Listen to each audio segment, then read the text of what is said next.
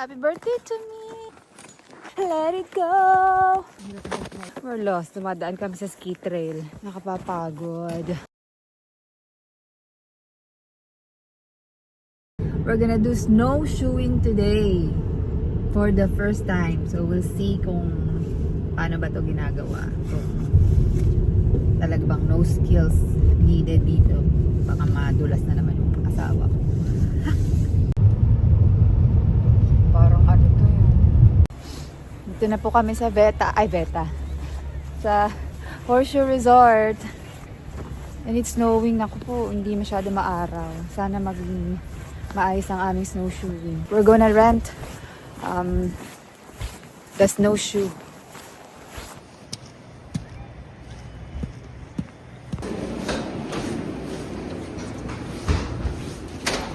Snowshoeing. Okay, so that is in our Nordic Center, which is just across the street. Oh, it's not here. It's not here. No, unfortunately not. Sorry about that. Thank you. Not here. Sa kabila. Snowshoeing is in the other side. Sa Nordic. I think it's closer to the Veta Spa.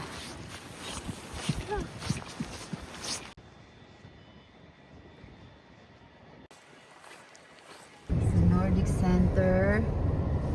Yeah, cross-country skiing, fat biking, and snowshoeing.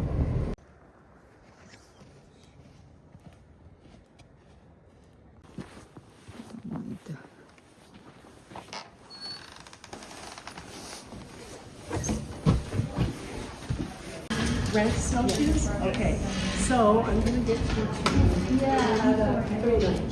fill out the rental form for starters. You can both be on the same form. So fill that out and then...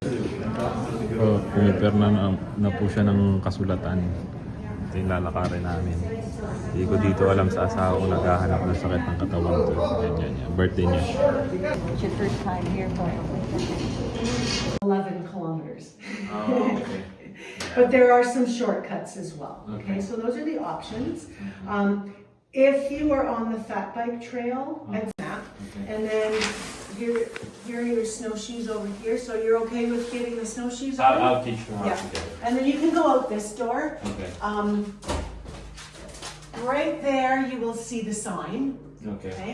So there are signs that say snowshoe trail, SST. And there's also ribbons hanging on the trees. So depending which color you're following, so green ribbons for the green trail. I see. Okay. Okay. So there's signs and there's ribbons. Okay. Okay, thank you. Okay. Oh, yeah, that's good. Okay. That should be good. Yeah. And then up here, you'll go shortcut maybe to achy breaky. So that means you don't have to do this. Okay. And then when you go around here, like that's sort of a circle that comes back. It's time to do it. Dito? Hikers, snowshoers, and riders. This way. So there's two sides. More difficult sa left side. Easier. We're always going to the easier path. It's snowing pero hindi siya masyadong malamig. Na ilalabas yung kamay. Lagyan nila ng heater tong lugar na to.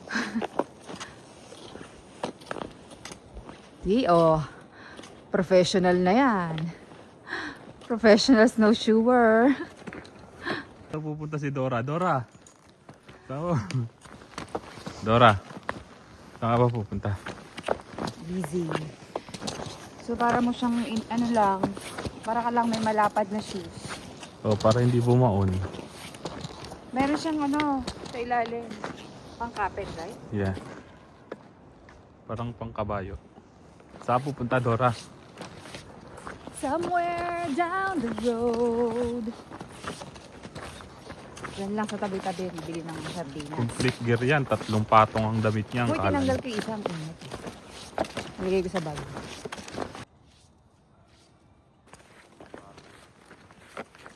Para ka nga lang daw dito, like hiking on a winter.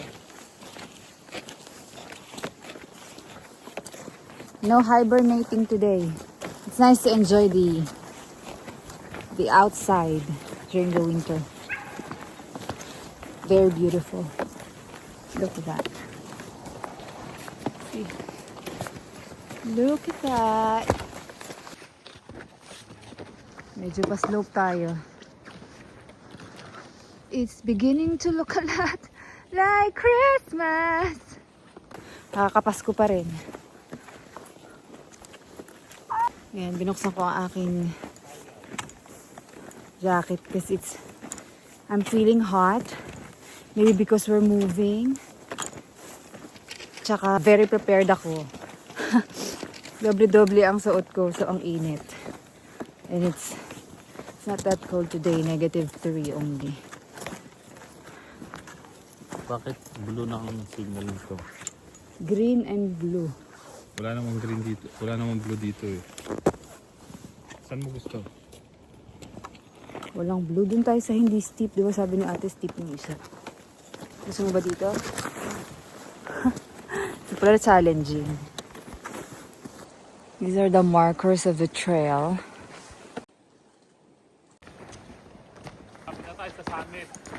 Saan? Summit? Wala nang mga ganitong nakikita. Ibig sabihin, ligaw. Naglaro po ang mga bata. Ang route natin dito sa Swiss You Chalet. are here. Oh. Paakyat dito, tapos pabalik. Konti Diba? kalahati pa. Oo, nandito pa lang tayo. Okay. Pag nakita na natin yung beaver farm, bumalik na tayo. Locals na tayo. Nagbayad tayo dito 90 ah. Malapit na kami sa summit. Wait lang, pababa na. Nahihirapan ka na magsalita. Summit ng ano ba? Everest. Yan. Kaya this is slope. Pero kumakapit siya. Ayan.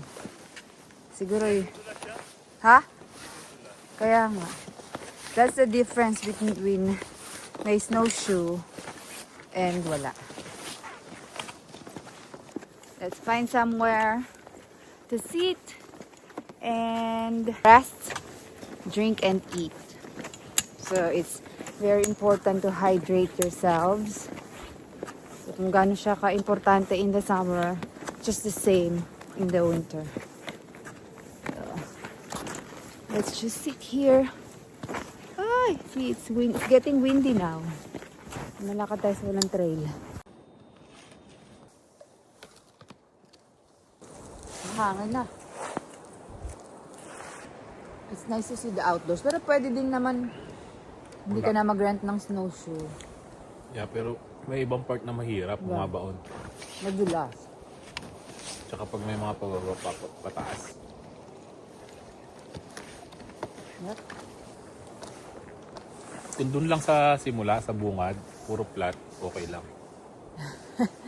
Hindi ka na aalis doon. Kung ang mabubuhay mong mikrobyo dito, hello.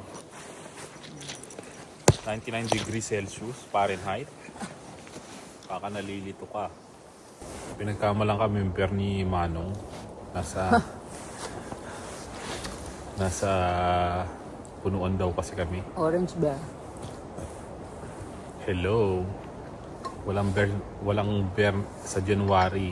Baka nalilito ka. Ang bear ngayon holiday, nakabakasyon. It's a really nice experience. It's nice to go out once in a while in the forest, in the wild. It's up here, and just as soon as you get to the top of this hill, you'll see the cross-country hut. Okay. Yeah. Thank you. Stay on that side, and you're good. Thank you. See you on my way back. See? We're lost. Dumadaan kami sa ski trail, which is wrong. 1 kilometer pa daw before we reach the trail for snowshoeing. Look at my face. And we're here. Natatanaw ko na ang horseshoe. Sa wakas ng panahon. Ang hirap huminga. After 2.5 hours ng hiking, nakabalik na kami. Ayun na sila. And we did it!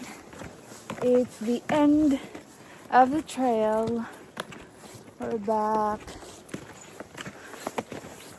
Whew.